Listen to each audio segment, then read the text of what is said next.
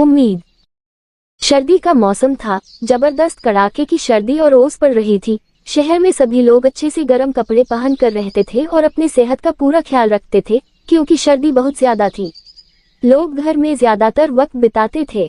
उसी शहर में एक भिखारी अपने पुराने जगह, जो शहर के प्रवेश द्वार से बिल्कुल सटा था, पर बैठा रोज की तरह आने जाने वाले लोगों से भीख मांग रहा था।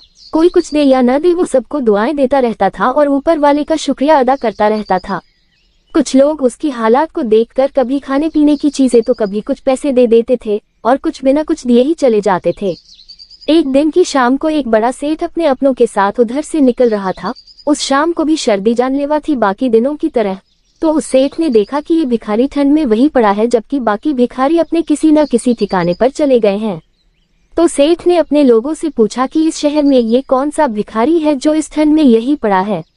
तब सबने बताया कि इसका कहीं ठिकाना नहीं है, ये अच्छा इंसान है, पढ़ा लिखा है, लेकिन हालात ने इसे ऐसा बना दिया है। आज इसके पास कुछ भी नहीं है, कोई ठौर ठिकाना नहीं है, बस ये प्रवेश द्वार की ओट में इसी फटी सी गुदड़ी में ये यही दिन रात पड़ा रहता है और लोगों को दुआएं दे भीख मांगता है।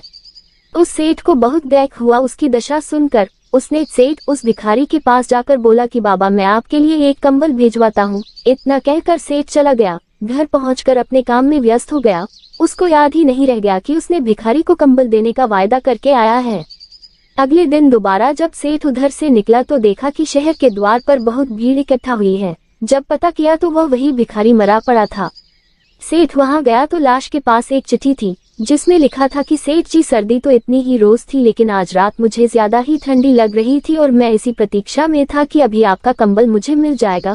लेकिन रात के आखिरी पहर में जब मुझे निराशा लगाने लगी और सर्दी भी बहुत लग रही थी, बस आपके वादे की वजह से मैं जिंदगी की जंग हार गया।